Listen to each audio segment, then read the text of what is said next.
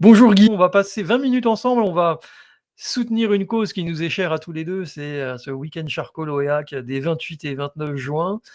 Tu vas commencer par te présenter. L'objectif de cette émission, c'est de valoriser justement les associations, créer du lien, mettre le focus sur les bénévoles.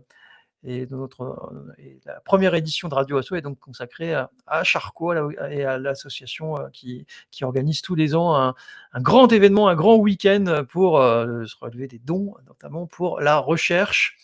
On va parler un petit peu de ton parcours, de cette association pour laquelle tu es bénévole, tu es le représentant en Loire-Atlantique. Ensuite, tu auras ta carte blanche, 1 minute pour un coup de gueule, un coup de cœur, et puis après, avant de se quitter, on parlera du fameux week-end et de cette édition 2025. Ok Guy? Allez, c'est Ok, parti. très bien. Alors, est-ce que tu peux te présenter rapidement avant de rentrer dans le vif du sujet?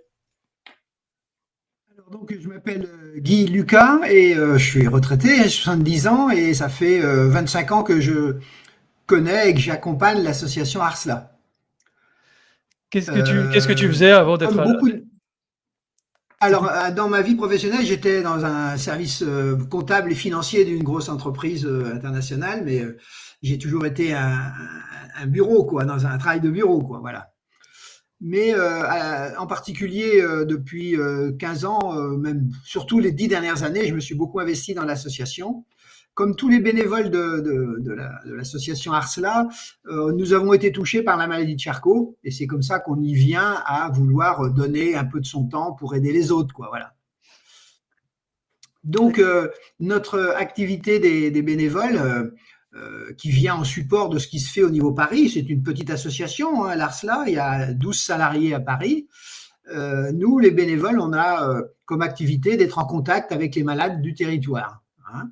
Donc, nous sommes trois bénévoles sur la Loire-Atlantique et nous avons avec eux des contacts qui peuvent être différents suivant nos centres d'intérêt, suivant nos envies. Nous sommes des bénévoles, on n'a pas d'obligation de mission ni de résultat. On est là pour apporter quelque chose et ça peut être très différent suivant nos sensibilités, hein, puisqu'il y en a qui sont en activité professionnelle et d'autres qui sont en retraite. Donc, ce que nous faisons essentiellement, c'est répondre au téléphone et aux mails que les gens trouvent sur le site internet de l'association. Et à partir de ces premiers contacts, on va rentrer en relation avec les familles, les visiter à domicile ou les rencontrer au centre SLA de l'hôpital. Et puis, par ces contacts, on va être amené à proposer des services, les services de l'association, qui sont au titre de deux principaux pour nous. C'est l'organisation de groupes de parole. Donc, nous organisons un groupe de parole pour les malades et en particulier pour les aidants familiaux, des groupes de parole avec un psychologue qui permet pour les gens de se retrouver tous les 2 mois autour avec un psychologue donc, et pour pouvoir échanger et parler de leur vie d'accompagnant de malades. Ça, c'est le premier groupe qui permet d'avoir des contacts et qui permet aux gens de se créer des contacts entre eux éventuellement après s'ils le souhaitent. Et puis le deuxième service qu'on apporte, c'est le prêt de matériel. On a un dépôt important de matériel qui nous sont donnés par les familles de malades quand ils n'en ont plus l'utilisation. Ça sera des matériels comme le fauteuil manuel, fauteuil électrique, siège de douche, et puis tous les matériels de communication qui vont être à la fois des synthèses vocales, des ordinateurs adaptés au handicap des différents malades.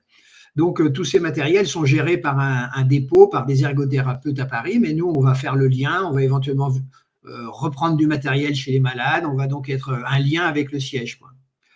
Et puis, le troisième type d'événement, le troisième type d'activité que nous avons, c'est la sensibilisation et la création d'événements autour de la maladie, autour d'une famille de malades, autour de gens qui s'engagent pour faire de la collecte de dons. Et donc, nous, on va être là comme support pour faire connaître l'association, mais aussi rendre des services aux familles. Et puis, collecter des dons, c'est pour la. Alors, il y a deux types de collecte, hein. Il y a la collecte pour la recherche, tout simplement, c'est-à-dire cet argent-là est mis à la recherche. Et puis, l'autre collecte, c'est pour l'accompagnement des familles, donc pour éventuellement payer les frais de l'association pour les groupes de parole et le matériel. Alors, il est bien évident que quand on parle de la recherche, ce n'est pas les gens de l'association qui font de la recherche. Nous, on est là pour collecter les fonds et on va être avec un conseil scientifique de l'association qui sont des professionnels de la santé, neurologues, pneumologues ou chercheurs, qui sont bénévoles eux aussi, bien sûr, dans le conseil, à côté du conseil d'administration. Il y a donc ce conseil scientifique qui vont déterminer quels sont les axes de recherche qu'il faut développer en lien avec les laboratoires, en lien avec les centres SLA dans les CHU, voilà.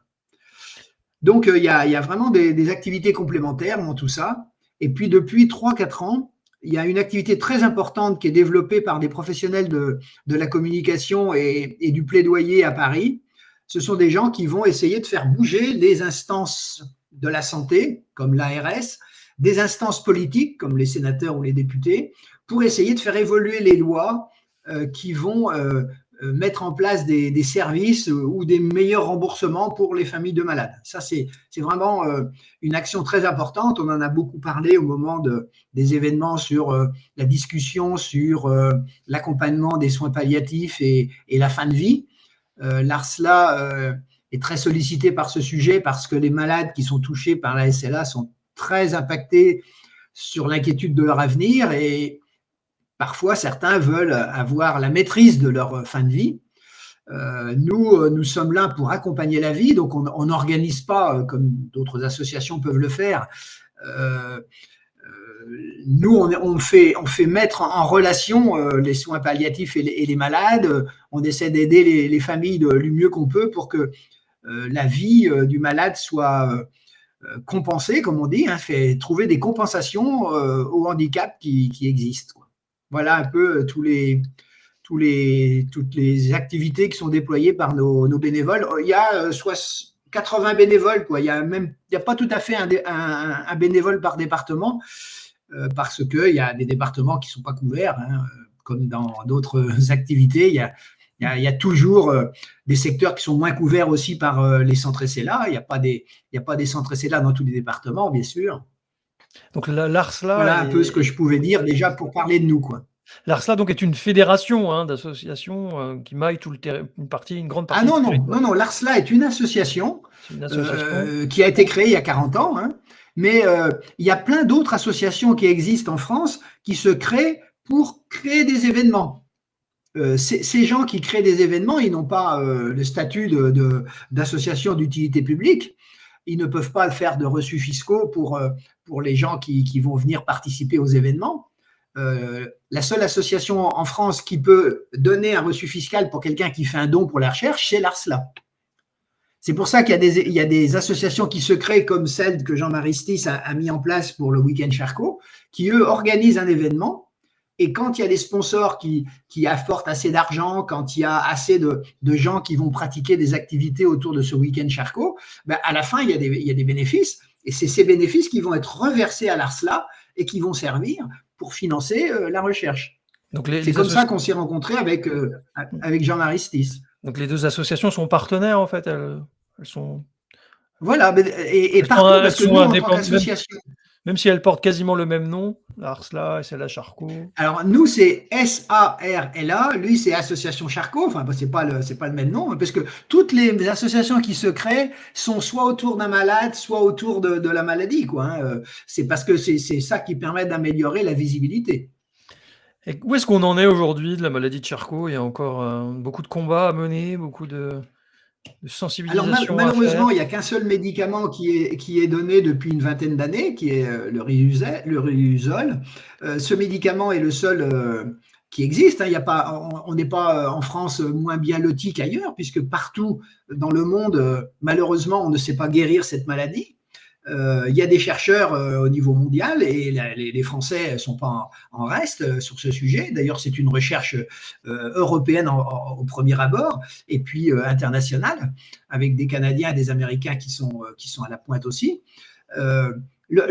Actuellement, on ne sait pas, la difficulté, c'est que toujours à ce jour, on ne sait pas d'où vient cette maladie, on ne sait pas pourquoi des gens développent cette maladie. Et donc, la recherche est d'autant plus difficile qu'on ne sait pas déterminer les causes de la maladie. Mais il faut quand même savoir que les maladies neurologiques, en général, sont des maladies qu'on ne sait pas guérir. On ne sait pas guérir quelqu'un qui a l'Alzheimer, on ne sait pas guérir quelqu'un qui a la Parkinson, on ne sait pas guérir quelqu'un qui a la sclérose en plaques. On sait simplement accompagner les gens, mais la plupart des gens décèdent de cette maladie parce qu'on ne sait pas la guérir.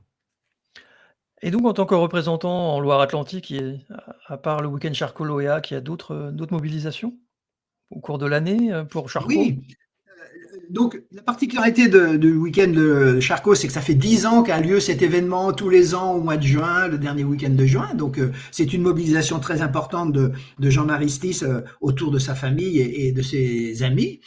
Nous, on vient comme support toujours pour faire de la sensibilisation et faire des conférences pendant les 2 jours, le samedi et le dimanche. Mais beaucoup de gens qui sont touchés par la maladie souhaitent faire un événement autour de leur vie. C'est quelqu'un qui, par exemple, faisait du vélo et qui faisait partie d'un club de vélo et il va créer un événement autour du vélo avec son club. C'est quelqu'un qui fait du théâtre et qui va faire un événement autour d'une pièce de théâtre et ils vont nous appeler. C'est quelqu'un qui fait partie d'une chorale et qui va sensibiliser ses amis. Voilà, c'est toujours l'environnement familial qui crée les événements, enfin très souvent quoi. Hein.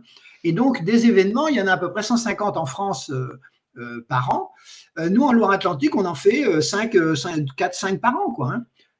Ça va être les journées du patrimoine, ça va être un marathon avec Audencia, par exemple, l'école, ça va être une chorale, donc comme j'ai dit tout à l'heure, des pièces de théâtre, ça, des choses qu'on a fait. Même dans le sport, il y a beaucoup de sportifs, malheureusement, qui sont atteints de la maladie. Et donc, autour d'un malade, on a fait des choses au niveau du tennis, on en a fait autour du football. C'est parfois un méchoui dans un village, enfin voilà. Et puis, il y a une autre forme de don qui existe quand même beaucoup. C'est à l'occasion du décès d'un malade, on nous sollicite et les gens font un don, au lieu d'acheter des fleurs par exemple, ils vont faire un don pour la maladie de Charcot, pour la recherche contre la maladie de Charcot. Donc, tous ces événements-là, cumulés, font des recettes qui ont tendance à augmenter parce qu'on est beaucoup plus présent en tant qu'Arsla, il faut reconnaître.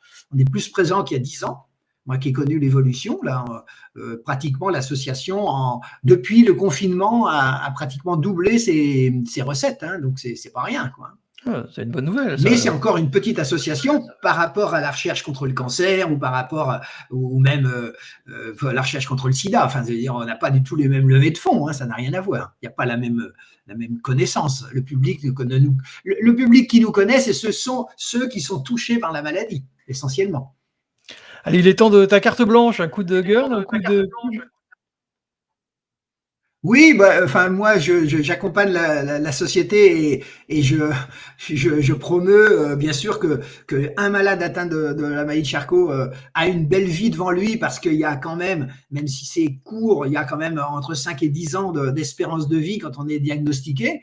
Et malheureusement, il y a aussi des médias qui véhiculent l'idée que quand on est atteint de la maladie de Charcot, la vie n'a plus d'intérêt, n'a plus de sens parce qu'on va se voir dépérir. Nous, on est vraiment à l'opposé de cette idée-là et on ne promeut absolument pas l'idée de l'euthanasie ou du suicide assisté pour les malades atteints de la SLA. Et on a beaucoup de malades qui témoignent de toute la qualité de ce qu'ils peuvent vivre. Mais pour que ça puisse se faire, il faut les accompagner. Il faut que des soins palliatifs soient mis en œuvre quand c'est le moment. Il faut qu'au moment des évolutions de la maladie, on puisse vraiment leur donner des conditions de vie qui soient acceptables. C'est ça qui est la difficulté, quoi. Donc le coup de gueule, c'est ça. Et notre association vraiment fait du plaidoyer de façon importante aujourd'hui au niveau national pour que l'accompagnement des malades, mais il n'y a pas que les malades atteints de la SLA, il y en a d'autres, mais que l'accompagnement des malades soit bien fait par le monde médical et le monde associatif qui apporte quelque chose aussi. Hein. Nos groupes de parole apportent beaucoup. Hein.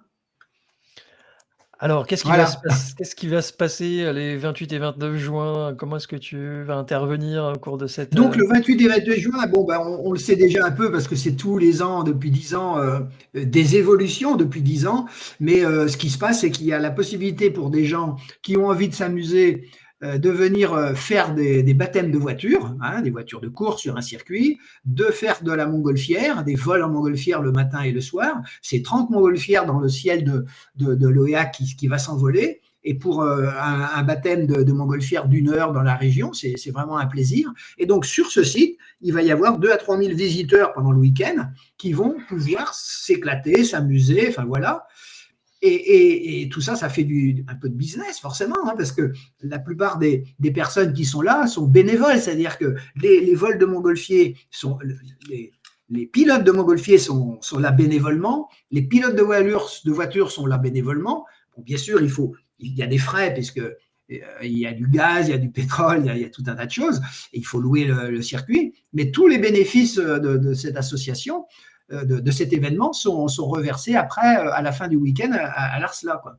Et donc, pour se dire à quel point c'est important, c'est le premier événement de France pour l'association ARSLA. C'est-à-dire que des événements, il y en a plein, qui rapportent des sommes qui peuvent aller entre 1 000 euros et 10 000 euros, ça c'est courant. Mais l'événement de l'OEAX rapporte entre 10 000 et 20 000 euros sur un week-end, quoi. Donc c'est un bel événement pour l'association, et c'est une belle présence, parce qu'il faut reconnaître que sur place, il va y avoir plein de gens qui vont être sensibilisés à la maladie de Charcot. Il y a des reportages radio sur place, nous on est présents, il y a 2 conférences, une le samedi, une le dimanche. Voilà, il y a vraiment ce qu'on appelle une sensibilisation du public, voilà. Et toi, tu participes à ces conférences? Qu'est-ce que tu fais au nom de l'ARSLA, du coup? Donc, aux conférences, il y a toujours un neurologue qui est présent. Et nous, en tant qu'association, donc à tour de rôle avec les autres bénévoles, on est là pour accompagner. Alors, il y a des familles qui viennent nous voir, parce que nous, on fait un peu de publicité, donc il y a des familles qui viennent sur place. Il y a à chaque fois aux conférences entre 20 et 60 personnes, et ben, on rencontre toujours une dizaine de familles. Et ces familles viennent un peu, d'abord pour se retrouver avec nous, parce qu'on a l'occasion de les voir, mais à d'autres lieux. Donc, c'est un peu plus festif. Et puis, c'est l'occasion pour les malades de faire aussi un vol en montgolfière, parce que c'est très difficile de le faire quand on est en fauteuil roulant. Or, nous, on a une montgolfière sur place qui est accessible aux personnes handicapées. Donc, c'est important aussi de dire. Et puis, il y a ceux qui vont faire des baptêmes de voiture. Mais on a aussi envie de s'amuser quand on a cette maladie. Il n'y a pas de raison. Voilà. Ok, bon, on a fait le tour, Guy. On donne rendez-vous à ceux qui nous écoutent, à moins que tu aies quelque chose à rajouter? Tout le monde a tout dit.